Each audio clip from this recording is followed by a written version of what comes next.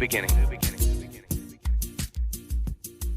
Welcome to the Grief Dreams podcast. My name is Sean Ram alongside Joshua Black. Really cool to be back recording. Josh, how's it going?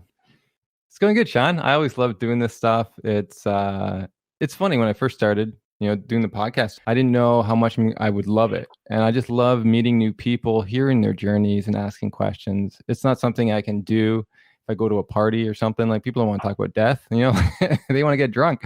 So this is they want to run from their emotions. Here we actually, people are open enough to talk about their emotions, which I just, I'm absolutely honored to be a part of their journey, and for them to come on and share and be honest with their struggles in life and how they've come to terms with some of the things in their own life. So I'm super excited for this episode, and it's unique in many ways. Yeah, you got it. Deep conversations are the best conversations, and we get to have a lot of those here. So we're looking forward to this one. On today's episode, we have Molly Schultz. She is a stay-at-home mom of 5 kids, all under the age of 6. She grew up in Michigan, thinking the only kids she would have would be the ones she would adopt from Africa with her husband, Tim. So they have actually now 4 biological daughters, including a set of identical twins. Molly's dad was diagnosed with pancreatic cancer just a few months after her twins were born in 2015. Before he passed away in 2016, he signed over custody of his son, which is Molly's half-brother, Easton, to her and her husband. A year after he passed away, Molly and Tim legally adopted him. Molly recently started a blog this summer to document the grief journey she walks through with her kids, as well as the everyday life of her young family. So we're excited to talk to her. You can follow her along with, you can follow her at her Instagram, which is at Tried and True Mama on Instagram and Facebook, and her website, www.triedandtruemama.com. Molly, welcome. Hi, guys. I'm super excited to talk to you today. Happy to have you on. Really cool name, actually. I like that. Tried and True Mama. Yeah. I picked it because just everything that I've gone through in the last couple of years, and just trying to stay true to who I am and to who I am as a mom and a wife and all of that. So I think the name is perfect for me. Is it, I don't have any children, but 5 kids seems like a lot. Is it as difficult in my mind? I'm picturing right now. Do you get a lot of sleep or alone time? I would say that it's hard and easy in different ways. It's very hard, just the technicalities of it and getting kids out of the door every day and all of that stuff. But it's actually a lot easier to have a lot of children because they all have a playmate.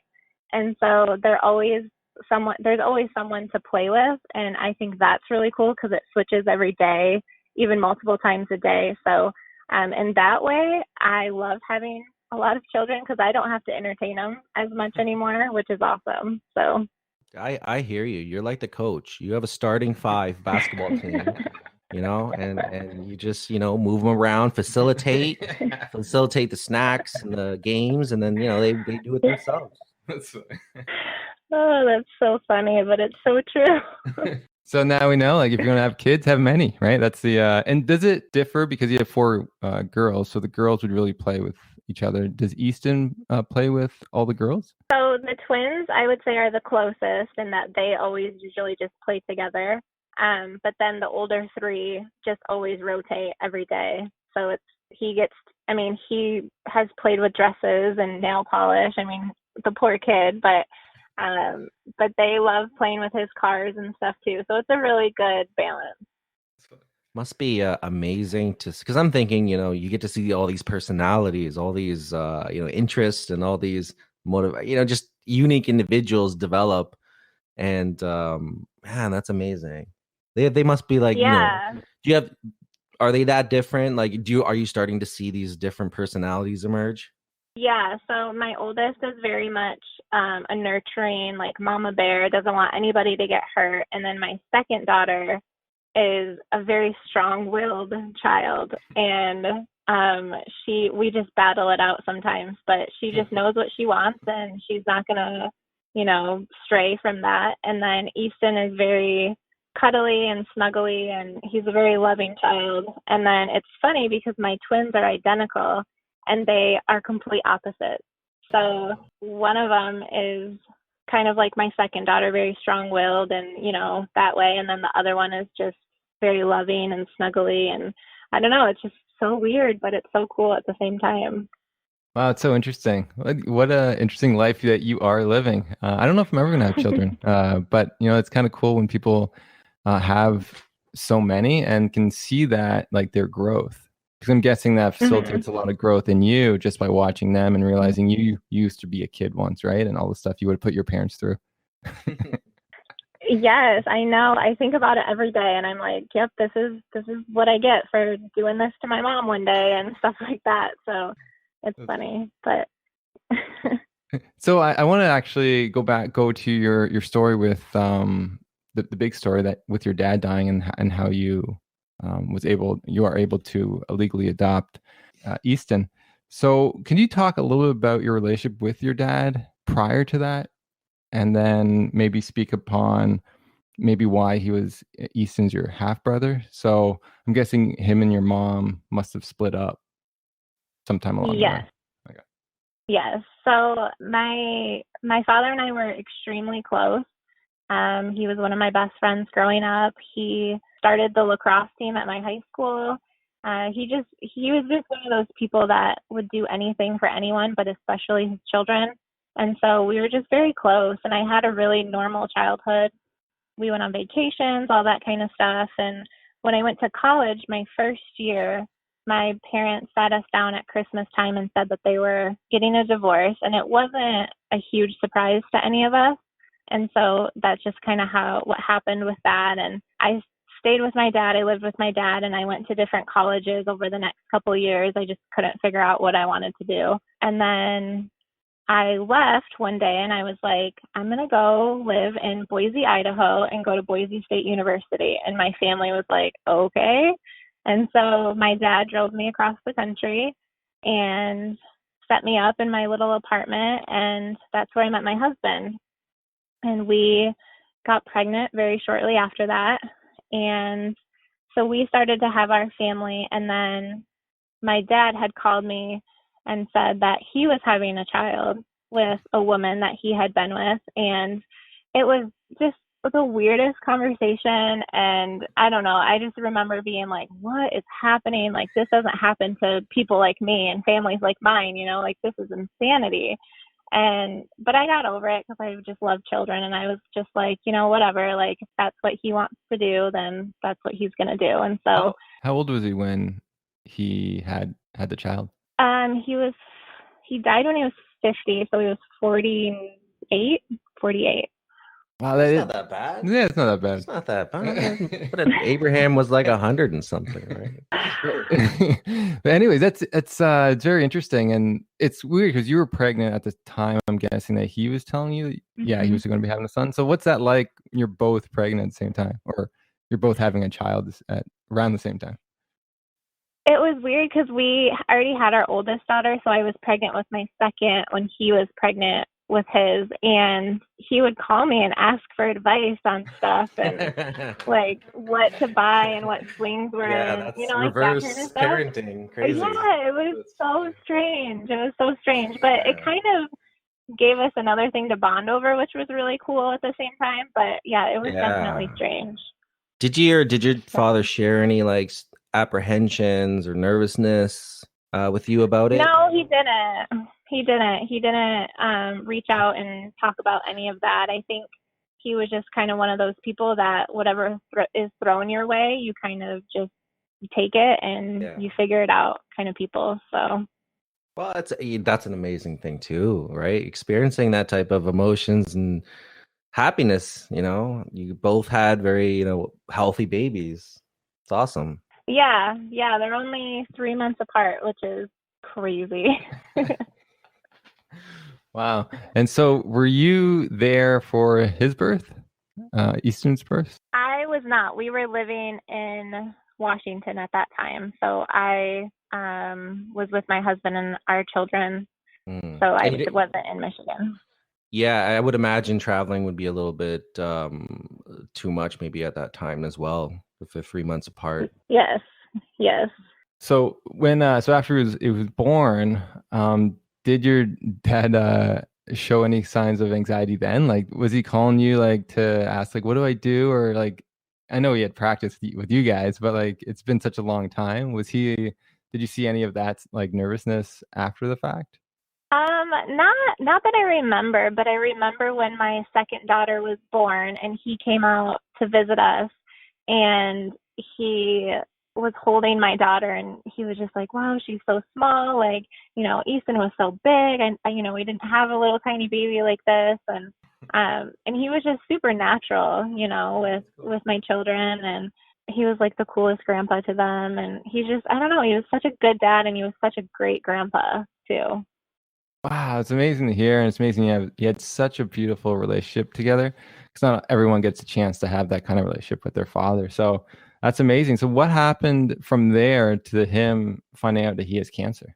So we then got pregnant with the twins. We had our children very close together, which I don't think we really planned very well. So when our twins were born, our oldest was not yet 3, and then our middle was only 16 months. So our children were very young when our twins were born. And then my dad came out to visit us with Easton and his wife, and we had a really great vacation and all of that stuff. And then they went back home, and a couple months later I found out that he was diagnosed with stage 4 pancreatic cancer. And I just remember being like, this doesn't happen to people like me, like this is crazy. And so I got on a plane actually with all 4 of my children, and my cousin came with me, and we flew to Michigan, and I stayed there for Thanksgiving and Christmas and New Year's for 2 months. My husband only came a couple times because he had to work. So I, took all of his babies away from him, and I spent the last couple months with him.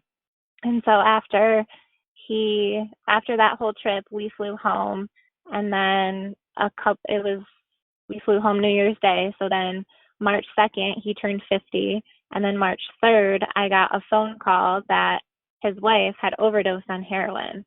And that was a huge family shock and a huge family secret. Like, this wasn't talked about. None of us knew that this was a problem. And it was just like my dad was with somebody like this. And, it just was hard for me because he was such a normal, stable, huge part of my life that it was just like, what? It was just insane. And so I got on a plane again with my 7-month-old twins by myself, and I flew with them to Michigan, and I left my other 2 children at home. And I knew that I was going to be there until he passed away, so I didn't know how long that was going to be. But I just kind of put faith up there and all of that. And so when I got there, it was, okay, what's going to happen with Easton? Like, who's going to take Easton? And so we had a huge family meeting about who was going to have Easton, and it was determined that we were the best case scenario for him. And so we went to the lawyer's office and we signed all of the paperwork, and that was on a Friday. So we had to wait until Monday for the judge to see it. And so over that weekend, my dad started to deteriorate. And I was just praying, like, please sign this paperwork on Monday. Please sign it. Because if she didn't sign it, we would have a court date weeks later. And I was like, I can't stay here for much longer than this because I have other children at home. And so she signed it. It was March 14th that it was signed, and he passed away the very next morning. So. Wow, there's a lot in that that I you know. just skipped over. But I want to go back to first sitting with your father, knowing that he was dying. Did you have any like conversations with him that were like new? I know some people will like share, like if they're dying, they'll share like secrets, or just like they go to this heart space where they're just more honest and unique, and they even like will talk about spiritual experiences that they're having. So were there any of those conversations prior to the mom dying? No, there was not. And it's funny because my dad was always like a very open book kind of person, but after he was diagnosed, he just kind of shut off and became one of those people that was just listening and observing. And that's what I remember about that whole thing. But he never said anything about the spiritual, like what he believed or what, if there were any secrets and stuff. He never did any of that. Wow. And so what was it like for you just to being sitting with someone that's dying? Because I know that can be a very difficult part, knowing that, someone you love is passing away in front of your eyes and you only have so much time. That was so surreal for me because I just remember thinking, this isn't happening. Like, this really can't be my life. Like, this just can't be happening to me. But one of the things that I did that I'm extremely thankful for now is I took a video of him and I asked him questions, and it's probably like 20 minutes long. And it's just me saying, hey, where were you born? Where did you grow up? Tell me about your childhood. Tell me about your favorite memories from your childhood. Tell me about my childhood. And, why are you proud of me? And all of that kind of stuff. It's just a 20-minute long video. And it's something I cherish so much now because it's him talking and it's his voice. And it's a very interesting thing that I did. Yeah, that's very interesting. And, I'm glad you did it. So were there any responses that you're like, oh, no way, like that's how I was as a child, or, this is why you're proud of me? Like, was there anything that you didn't know that like brought tears to you? Not really. I think what I asked him what his favorite part about our childhood was, and I was expecting him to say, going to your gymnastics meets and your ice skating stuff and like that kind of stuff. But he said, my favorite part of childhood was watching you guys play in the pool on vacation and, playing in the pool with you. And I, like, it was one of those things that you don't really remember, but then when it's said, you're like, oh yeah, we did do that. Like, that's really cool. So that was cool. Yeah, it's interesting what people like, what their most memorable moments are. Like I'm guessing you're seeing that now even with your own children, like the things that you find, so beautiful, your husband will find other things more beautiful, and just like their personality. So it's amazing that he brought back that memory to you, and now you realize how more monumental that was for him than it was for you. Right. I know the way you say that. It's so true. It's so true.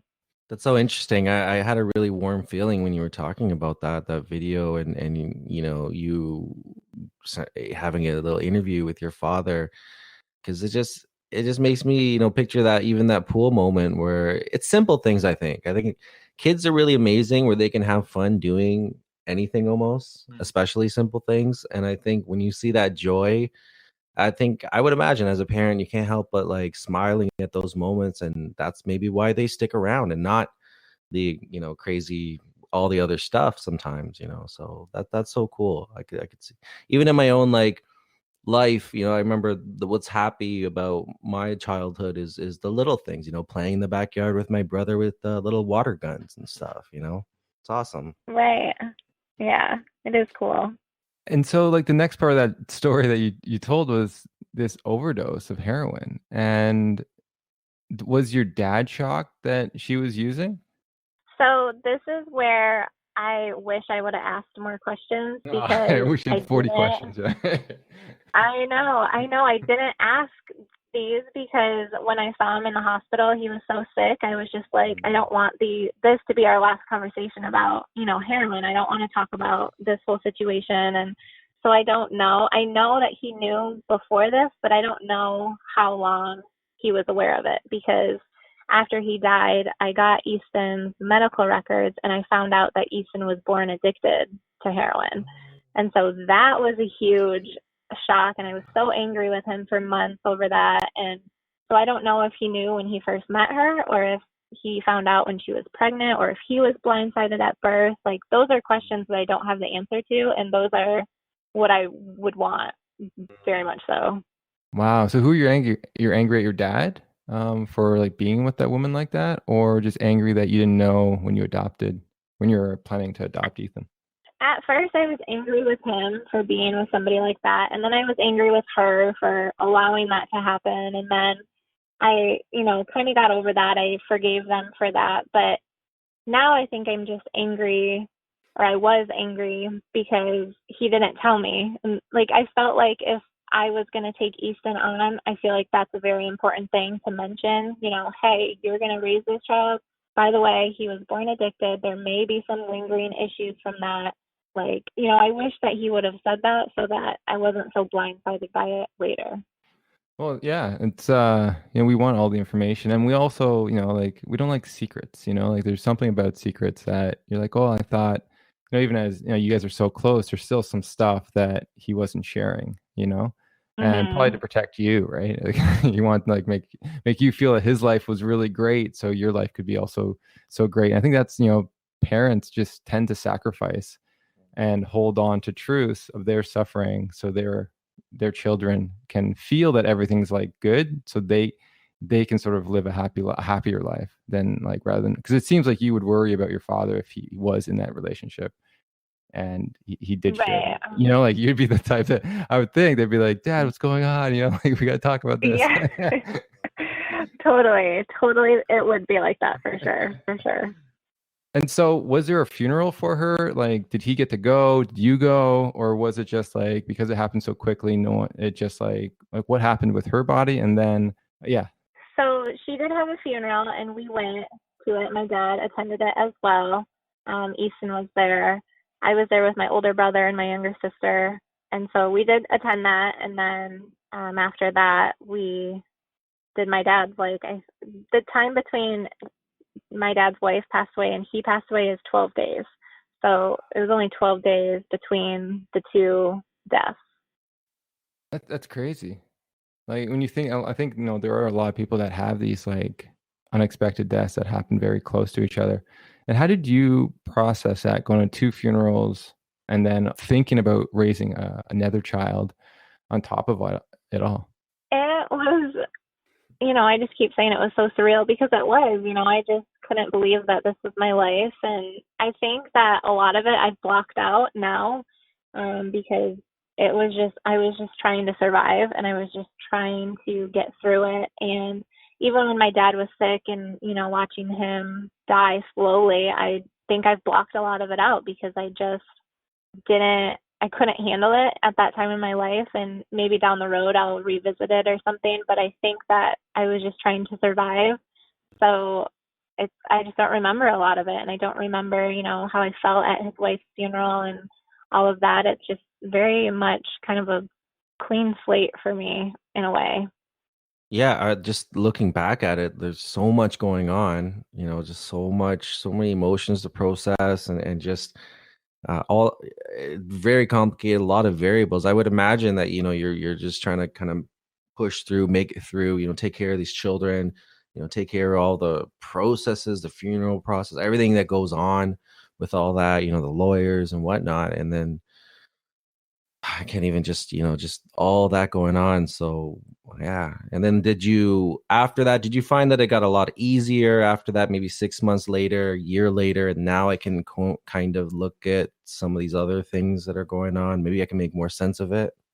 Yeah, I think now that my twins, they just turned 3 yesterday. So I feel like I'm finally in the clear zone now. I'm not constantly bombarded with, little babies and stuff, but so now I started my blog and I started writing about it, and that has been so therapeutic for me.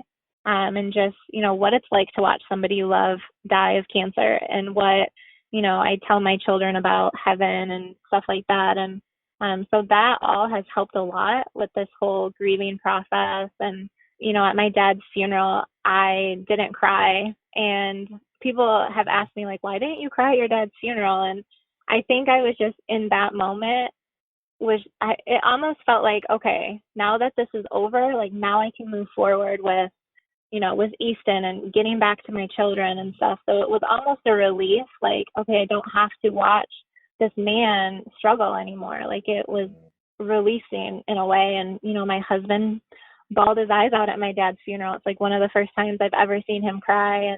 But I was just I needed to get back to my children. I needed to get through this. Okay, let's go, and in a way that's kind of heartless, but that's just how I processed it. And that's how I got through it. Well, as you were saying, it is a survival technique to sort of suppress sort of those emotions and avoid it, to take care of the people that you need to take care of. You said your children. Like it's got to be so difficult grieving when you have children at such a young age, just because they're such needy, right? They're so in need of you, and you almost don't Yes. want. You know, it almost feels like you're selfish by taking time to grieve when they're asking for you.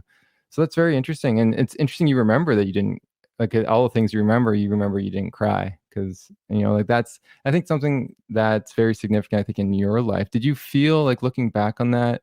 Did you cry after that, or have you shed a tear from that moment on yet?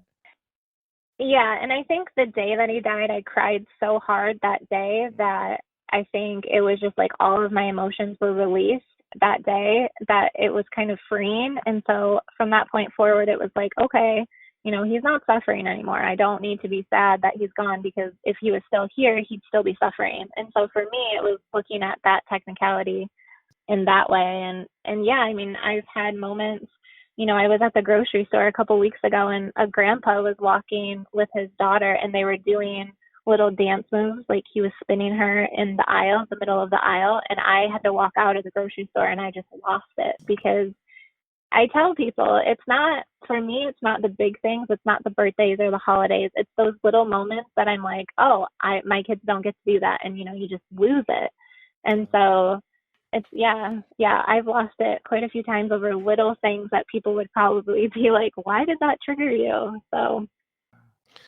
Yeah, well, just hearing this, there's a lot of strength in the journey you've gone through so far. Like I'm listening to, how you talk about that, and you got your kids to take care of, your father's child, your child now you got to take care of, and it's complicated, but you did the best you could. You showed that stability that kids need, especially in times like that, and you did what you needed to do to move past that. So a lot of courage and strength on your part, for sure. Thank you. I appreciate that.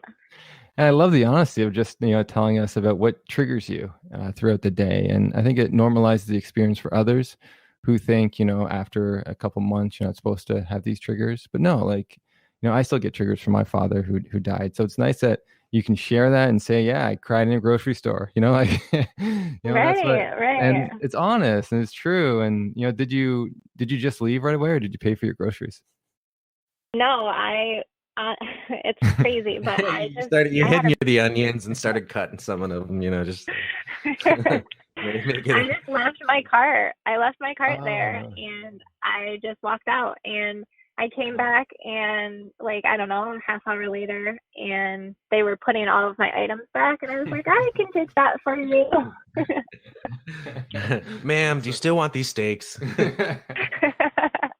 Right. Well, that's interesting. I'm glad you went back and said like you just took the time you needed to regroup, and you went back. I think that's nice, and I think a lot of people can take something from that, is that when you do cry and you do have these triggers, is to give yourself the space to feel them and to not suppress them. But once you give yourself time, it'll work through. I think your body knows what it needs, the sense of working through your emotions, and then it'd say, okay, now go back, and then you go back. I think kids are really good with that. I think adults, like this is the stuff we have to practice a little bit. Yeah, it takes a while. If that would have happened right after he died, I probably wouldn't have gone back. But through time, I think time does heal in a way, and so you learn how to deal with it a little bit better, I think, and process it a little bit faster and stuff like that. Well, yeah, since you were there when your father sort of died, what was his last words to you? So I went into the room after the lawyer called me and told me that the judge had signed the paperwork. I went in there and I said, hey, Dad, I just want to let you know that Easton's mine. It's a done deal. The judge signed the paperwork, so he's safe. Everything's okay. And he opened his eyes and he looked at me and he said, oh, that makes me so happy. I love you so much. And then that was the last thing he said to anybody. This is his last words. That's so cool. Yeah. Yeah. It's an amazing memory to hold, to really have. Yeah. Yeah. And people say people hang on for things to, say goodbye to certain people and stuff. But I know that he was holding on to make sure that Easton was taken care of before he let go himself.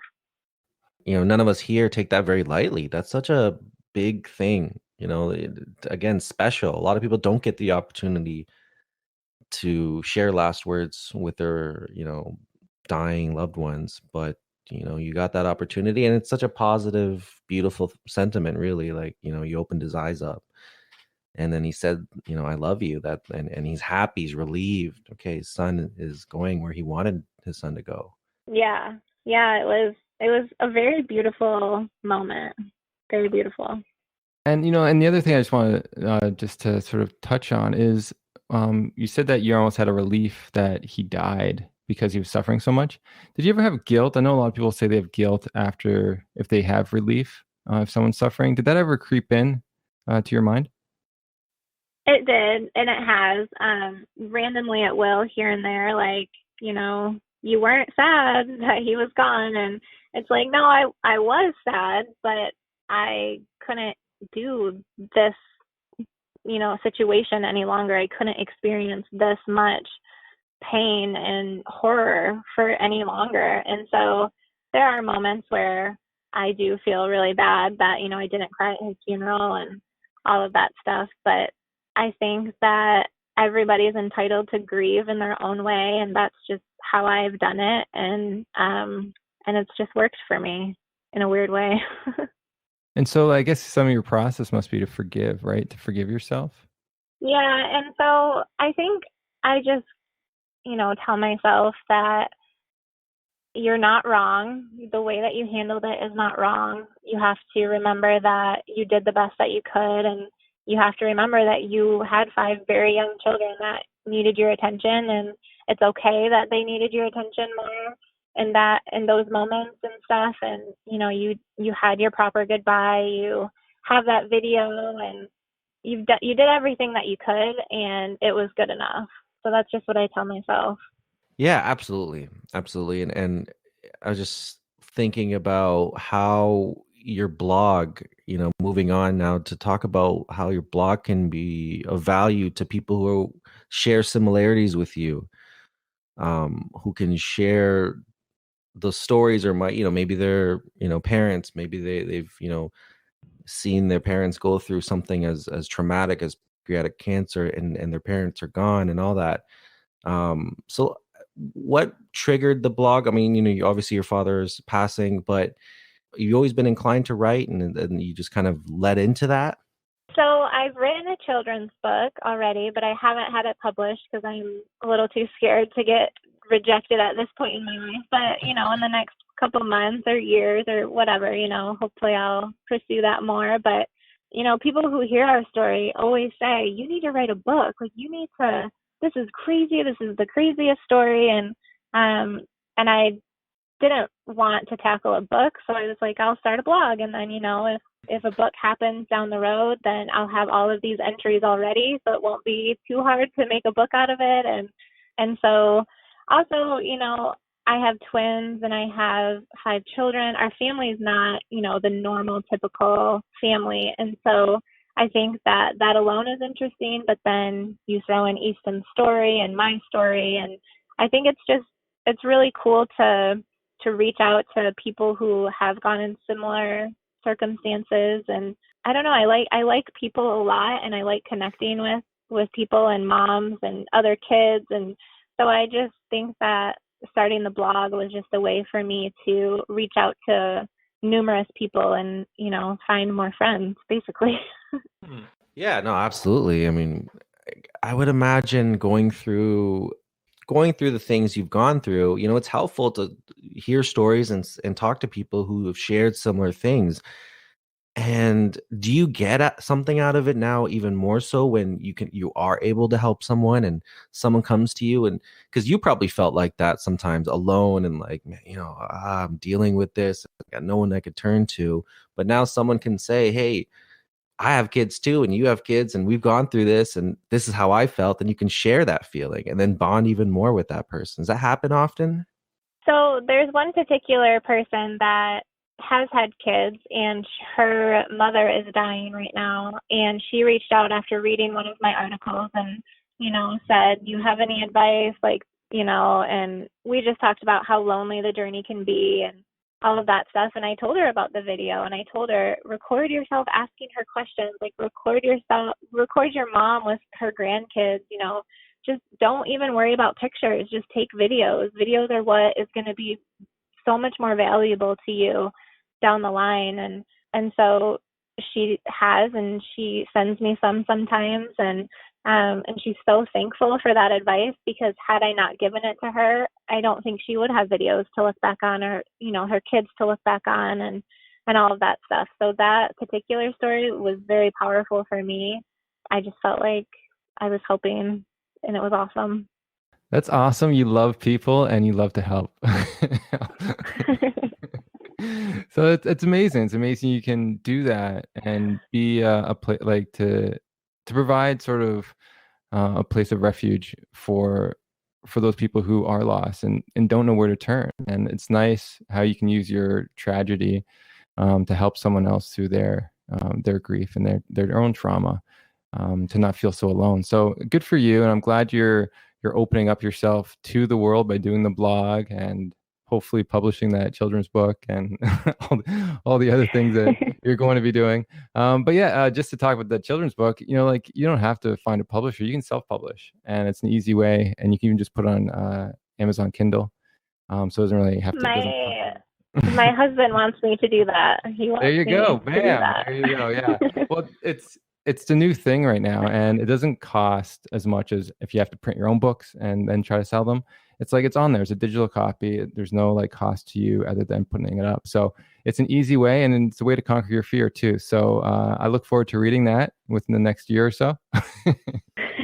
Yeah, I know what it's like to be a little bit fearful when you have a project, you have something you've created, and sometimes it can be a little bit tough to hear criticism and stuff about it. But trust me, the process is, once you go through it, you're not even gonna think about it. You're gonna think it's silly that why you even waited that long. So I'm sure it'll be great. Well, thank you guys. Maybe I'll get a little bit more confident too after this. Well, that's why we're here, right? We love people too, and we love helping. So, so I want to go to now. Have you ever had any dreams of your father since he died? I have. One of the first dreams I had was he walked me down the aisle in the same church that his funeral was held in. And it's interesting because we eloped to Kauai, so he never walked me down the aisle. So for me, that dream was so monumental in my grief. I think it happened 2 or 3 months after he passed away. And so that dream was such a big deal for me. And I truly believe that it actually happened, that he did walk me down the aisle. And the whole time he was walking me down, we talked about heaven and how he was feeling and how he was doing and how happy he was and how at peace he was. And so once we got to the end of the altar, I woke up. And so I don't remember anything after that. Or he actually kissed me on my cheek, and then I woke up. And so it just gives me goosebumps still, because it was so important for me, I feel like, that I needed it. And it was just beautiful. Wow, it's such a beautiful image. That's like the one of the moments, if I was a father, one of the moments, the best moments would be walking, almost giving walking your daughter down the aisle and then giving her away, sort of thing, like that tradition. Like there's something very significant about that, and for you to have that imagery, I think they're just so beautiful. And for him to talk about heaven, so you knew he was dead, he was telling you about heaven. That's so interesting. Right. Yeah, I totally knew he was dead, and I don't know, it was so crazy, but it was so cool at the same time. Yeah, I love that. It's creating a new memory. It's creating something now special, that like a gift that you have moving forward. Whether something is in a dream or almost reality, you think the brain processes are the same. You've now stored it somewhere in your brain, and now you can tap into that anytime. And it's like something as ritualistic and special like that as well, because aspects of you guys eloped, so you guys didn't get that opportunity to share that amazing special moment, but now you have in afterlife. You've got this memory now, you can hold on to it and get that feeling with any time, just like like it really actually happened while he was alive. So that's incredible to me, and that's exciting. That's exciting. Yeah, it definitely is one of, I feel like he actually did, and people sometimes think I'm a little crazy for that, but I don't care because I know that it made me feel good. And the only other dream that I remember him in. Well, hold on. I Oh, sorry. wanna. This dream's so good, we can't just skip over it. I think, and your comment too of people not allowing you to believe it was a visitation. I think it deserves some airtime because some people aren't as courageous as you to say no, it was, and they'll say maybe it wasn't, and then they'll trust the people around them, or whatever. But I think it's amazing because it was so comforting to you that you could stand true to what you believe in and have that courage, as Sean was telling us about before. But to have the courage to believe that it was, and because that can bring so much comfort. Like, I'm listening to that, I'm like, wow, I'm like, that would bring so much comfort to me if I had a dream similar to that. To see especially, and you saw him healthy, which is very unique because you saw him dying. Like, your last memory of him was dying. Like, he probably looked like death. But in the dream, he was healthy and he was smiling. And, like, for someone who's spiritual, like, what more could you want? As Sean was saying, as a memory, to sort of realize that, what you believe to be true about life after death is true. And, that would comfort me hugely. Could you speak on like how that, just how that helped you in your belief of the afterlife? And does also anyone else in your family believe you, or are you the only one that has this sort of belief about your dream?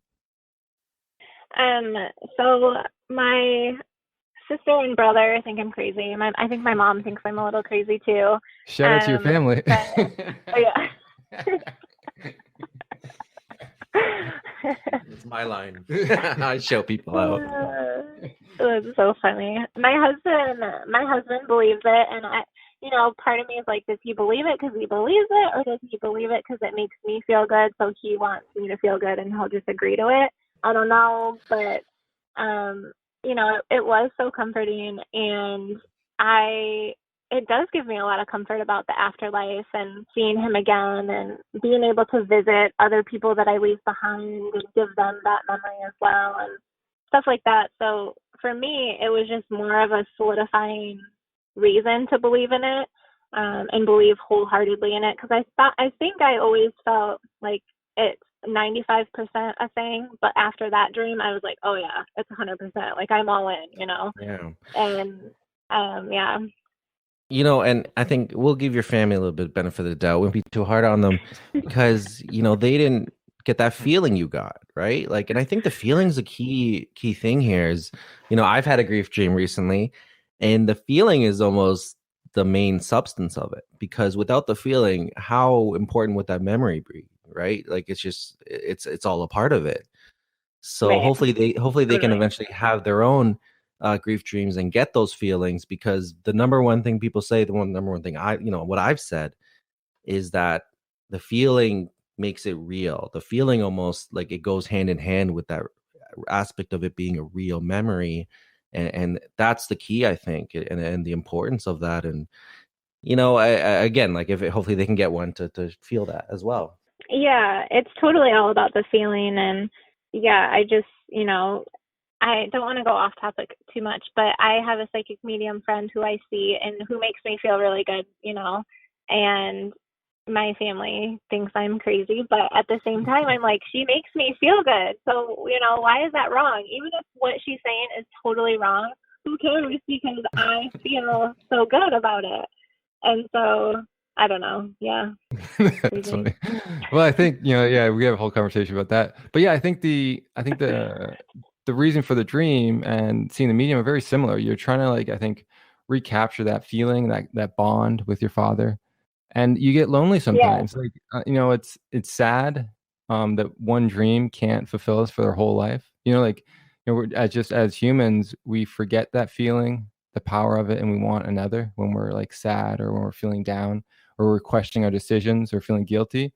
Like, that dream isn't coming into play anymore. We almost need a new dream to get us out of that funk. And I think that's one reason why a lot of people seek mediums, is to try to get that feeling to feel loved and to know that the deceased is watching out for them, but also is, not judging them at all. So it's cool. So I'm glad you had that dream. So what was your next dream? Because you said you had another one.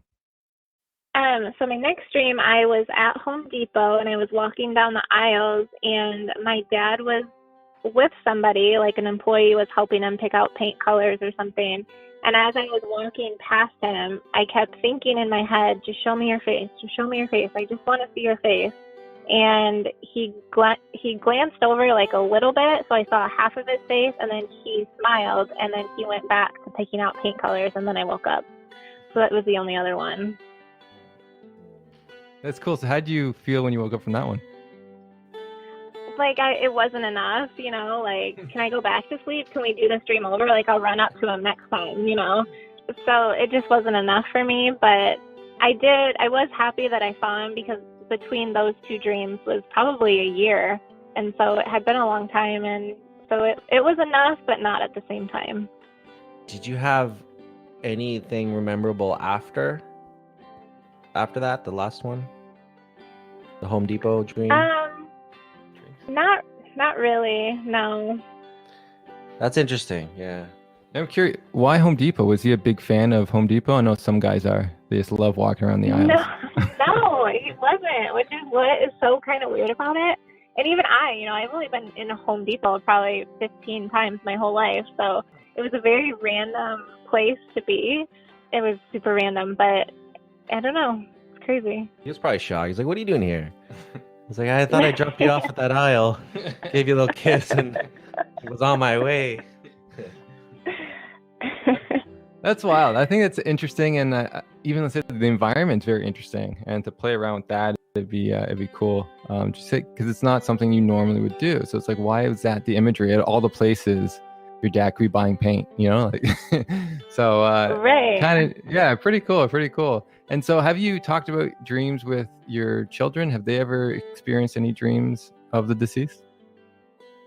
So they will. My oldest, she was the only one that really knew my dad, really, and so she will wake up some mornings and say, "Oh, I had a dream with Papa. We went and got ice cream, or we went and did a cooking class," and just stuff like that. And I'm like, is she just saying that, or like, did she actually have it? Because she's 5, so I don't know if she really understands what dreams are. Maybe she does. I don't know, but it's cool to hear about it, and for her to just, even if she is making it up, make up a really cool story. So, yeah, that's interesting.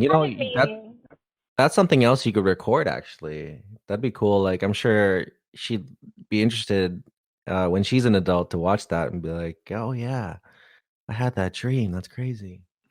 Now that you're into recording and everything, I think you've started a movement here. I know.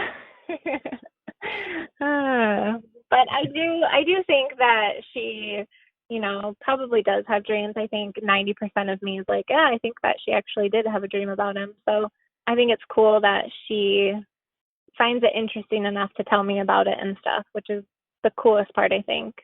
Yeah, and children definitely have dreams of the deceased. So I think, who knows, but I know you probably get really excited when she's telling you about them, like, because you're like, oh, man, tell me more. Tell me more. And you mentioned something about like your other children, like, didn't really know him. But, I had a individual who messaged me, and her father died when she was in womb. And she has dreams of him all the time, which is very interesting. So I would think as Easton continues to grow up, he'll probably have some dreams of his father. Yeah, I definitely think that he will. It's interesting with him because he doesn't talk about his parents, which I don't know if that's normal or anything, but he just kind of has accepted that this is his new family. And we have pictures of them hanging up in his room and stuff, but he just never asks about them. So maybe when he's older he will, but he just doesn't talk about them yet. Yeah, I think it's probably was really confusing what was going on. I don't think he probably fully understands what happened. Right. It's a lot, for a child. I guess he was around 2, right? 2 or 3? Yes. Yeah, so 2. So I don't think he really can conceive of what's going on, because they don't really have a concept of death yet, and there's a lot of misunderstanding. So yeah, when he's like 5, 6, it'd be interesting to see how the conversation shifts and the questions he asks to you. Yeah, it's going to be interesting. Definitely.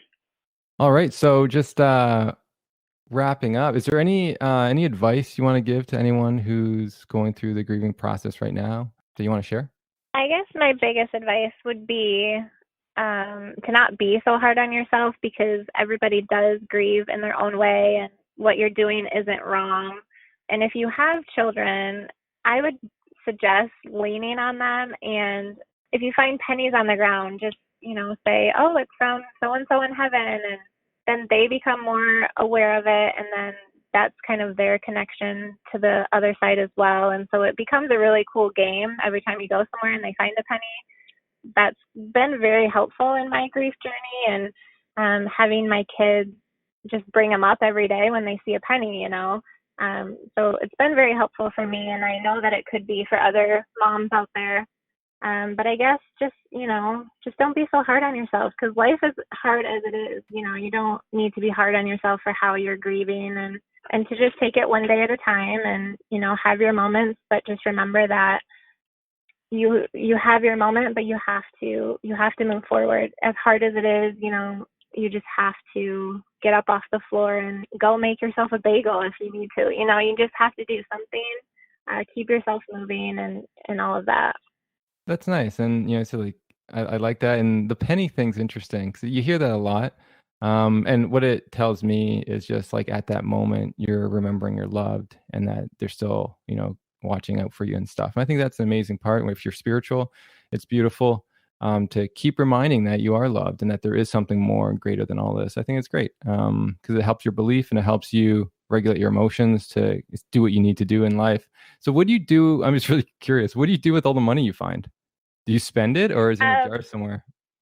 It's in a jar. We keep it in a jar, and it, gets bigger every month and stuff. So it's cool to see, how many times we've found it. And my oldest will actually carry them around for a while. And I think for her, it's just, she needs to be so close to it because she really, truly does believe that it is from her papa, and she loves her papa so much. So she holds on to it for like 2 or 3 days before she actually gives it up, which is kind of crazy and beautiful in the same time and stuff like that.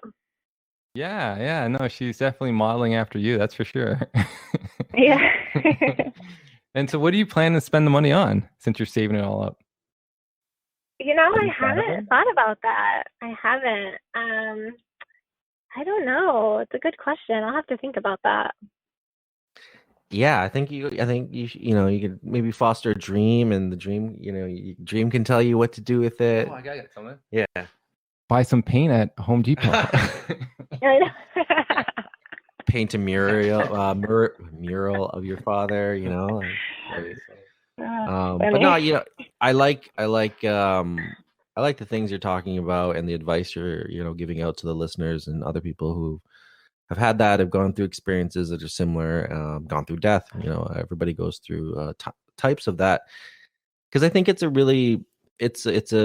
great way to look at it. It's a positive way to look at it. Even the video, when you doing a video of your father, when he's close to passing, a lot of people might not, feel like that's something that they want to do. But I think it's a positive thing that can really help reconnect that and keep that bond going. There shouldn't be, hopefully there shouldn't be any stigma around remembering. It's okay to remember. Right. It's okay to kind of bring that person into your life and to have those positive thoughts, whether it's pennies or videos and stuff like that. And I think that's moving forward, that'll also help out your children in the future develop healthy aspects towards death and dying. Definitely. All of what you just said, definitely. All right. So we like to wrap up our program with one final question. And that question is, if you could have a dream tonight of your father, what kind of dream would you want to have? I would have a dream where all of us are sitting around a table and my husband is there, my dad's there, his wife is there, and we're all just talking and, asking the hard questions that I don't have the answers to, and him explaining all of them to me, and our children running around in the background, and, future children that maybe we'll have one day, who knows, but just because my husband and my dad never talked about Easton coming to live with us. And so that's another thing that I regret is, them not having that conversation. It was all just from me and me making the decisions and my husband just being super supportive on the flip side. But so, my dad and my husband talking about all of it and, all of that stuff. So just those conversations are what I would love to have a dream about. Wow, that's interesting. It's beautiful. And hopefully you get a dream like that, where you can get those answers that you seek sooner or later. Definitely. Where would it be? I know you said table, but would it be at your home or more like maybe like a backyard barbecue type scenario? Probably my childhood house that we built when I was in kindergarten. So on the patio, at a big table, kids in the backyard playing. I like it. Summer? What's that? Are we doing summer, maybe fall, early spring? Definitely summer. All right. Definitely summer. That's awesome. And last question, what are you guys wearing? You're just casual? Yeah, my dad always wore like the shirt. It's funny, is that their shirts from American Eagle. They have like 2 buttons, and he used to have like all the different colors. So just one of those shirts, probably a blue one. And I would just be wearing, a simple dress, and my husband would just be wearing shorts and maybe a button-up, short sleeve shirt. And yeah. I like that. It's, it's a very relaxing family fun time, and you can have a little more in-depth conversation that you didn't have a chance to when he was close to dying, and for whatever reason it just didn't come out. But now what seems to be true is that people definitely change after death, and you even see a little bit of a difference, and maybe now is the opportunity where you can have those type of conversations. So I hope you definitely have something similar to that. Yeah, definitely. It's this podcast and just everything in the last couple of months, I think, has just been very healing and eye-opening, and making me figure out what I believe, and how I handled things, and just becoming a better person because of all of it. Well, Molly, I loved the conversation with you, and you being so open and honest. It's one of the the most special qualities I see in humans when they do it, just because it's so refreshing. I don't see it like that often. So good for you doing that, and good for you having the courage to figure out what you want to believe on your own, despite what your family believes. I think that's an amazing. A lot of people just go with their family and they try to fit in, but you're doing your own thing and you're trying to find your own way. And I think that's amazing, and you got to give yourself credit for that. I don't think you're crazy, so so keep believing what you're believing. It seems to be helping you, and I don't see any problems with what your beliefs are. There are some people that their beliefs would cause some negativity in their lives, but your belief so far is, I don't see any issues with it, and you've had your dreams and you had your confirmations. I think that's great, and you're teaching your kids a certain way of loving. And if it opens your heart to love, how can it be bad? So keep doing your thing, keep opening your heart to people and others around you, and hopefully we get to see that book coming out soon. Thank you, guys. I really appreciate that, and all of the encouragement for that, and everything. It was so fun talking to you, and you guys have opened my eyes a little bit to other things, and I love it. And so yeah, it was awesome. Thank you for having me on. Oh, our pleasure. And again, thanks for being brave, and you've shown courage and bravery throughout your whole story. And again, you just did it again to come on today and talk about these things. And hopefully, again, I got something out of it, and hopefully a lot of listeners will get something out of it too. So you're at Tried and True Mama on Instagram and Facebook, which is and Facebook. And then your website is www.triedandtruemama.com. Is there anywhere else where you'd like to tell us about or tell listeners about?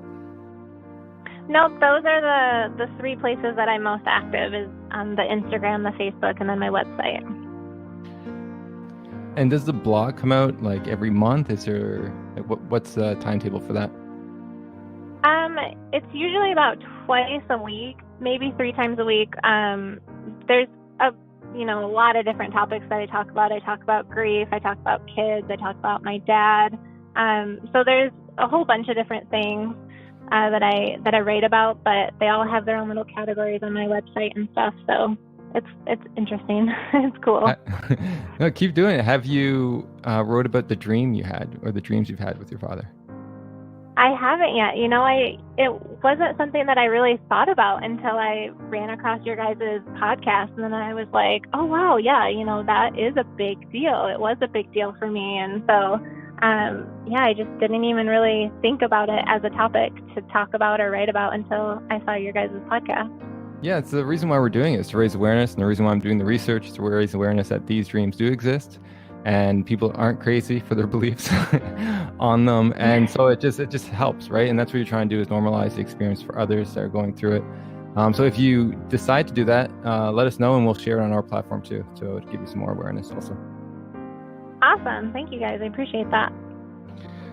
All right. Thank you, Molly. We'll talk about our stuff, so you can check out our platform at griefdreams.ca for more information. If you have Facebook, you can join the Grief Dreams Facebook group. Check us out on Instagram and Twitter at Grief Dreams, and you can find the podcast on iTunes, Podbean, Stitcher, Overcast. Now available on YouTube, so you can check out our YouTube channel. Just type in Grief Dreams podcast, and Instagram TV. We got a couple of videos up in there. Check them out. And if you're interested in being a guest on our podcast, please email us your story and what you would like to share. griefdreamspodcast@gmail.com. So with love and gratitude from us to you.